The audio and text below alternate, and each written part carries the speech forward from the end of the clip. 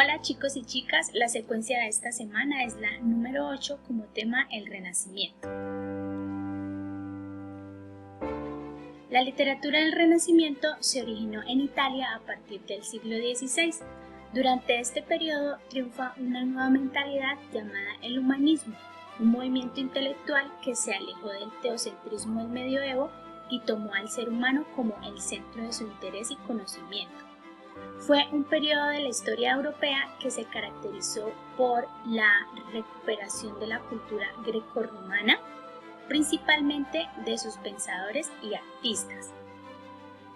Ubicar al ser humano en el centro de sus reflexiones, lo cual recibió el nombre de humanismo, el desarrollo de una cultura escrita gracias a la imprenta y el uso de lenguas vernáculas como el italiano, el castellano, el inglés y el francés en vez del latín. La presencia de capitales provenientes del comercio que se emplearon en la financiación de obras de arte y edificios. En la literatura sobresale la novela picaresca, el inicio de la novela moderna, los poemas amorosos, místicos, conceptistas y culteranistas. La naturaleza pasa a ser la fuente de inspiración del autor, pues se prefieren los temas bucólicos, amorosos, mitológicos, incluyendo elementos históricos, filosóficos y políticos. Por otra parte, el humanismo formó la idea del hombre intelectual y la del hombre de la risa, los carnavales, las fiestas y los cantos. Durante el reinado de Isabel I de Inglaterra, el teatro se promulgó como parte de la política del Estado. Tenía unas características físicas y formales del teatro isabelino. Como principales características de ese teatro tenemos la puesta en escena, un gran escenario con fondos, objetos y detalles, un vestuario elaborado y llamativo y efectos especiales. Temas políticos. Las escenas criticaban las acciones políticas y el reinado de Isabel. El bufón era uno de los personajes que se acercaban al público mediante monólogos que explicaban la obra. Y el verso blanco, llamado también el pentámetro iambico, carece de rima. En el siglo XVIII surge en Europa una corriente intelectual conocida como Ilustración o siglo de las luces. Buscaba explicar la naturaleza, la sociedad y la política mediante la razón. Además, cuestionaba fuertemente las supersticiones y lo sobrenatural, pues consideraba que eran fruto de la ignorancia. Aquí verán algunos autores, conceptos o libros correspondientes a esta corriente. Montesquieu. Él defendió la separación de poderes. Jean-Jacques Rousseau defendió la libertad de igualdad de los hombres. Daniel Defoe criticó temas como la religión y la política.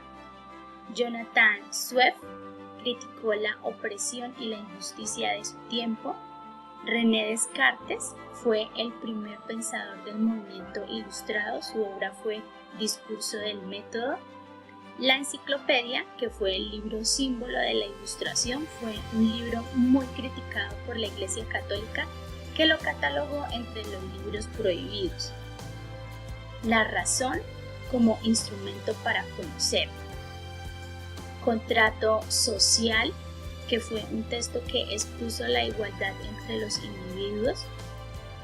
Ilustración, la escritura como forma de combate.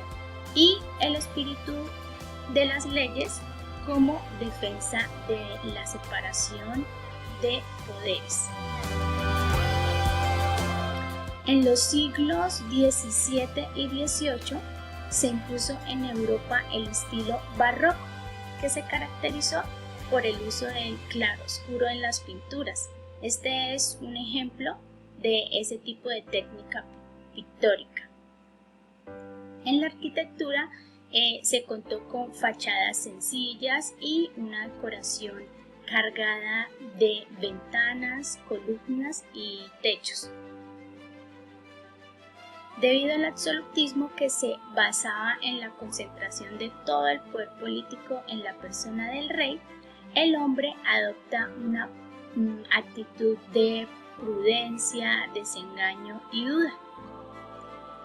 En Francia se escribió la novela psicológica, didáctica y fantástica, prosa satírica y cuento de hadas.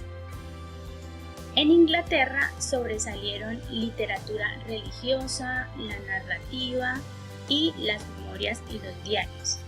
En Alemania se destacaron el teatro escolar, el canto parroquial, la novela de aventuras y la costumbrista.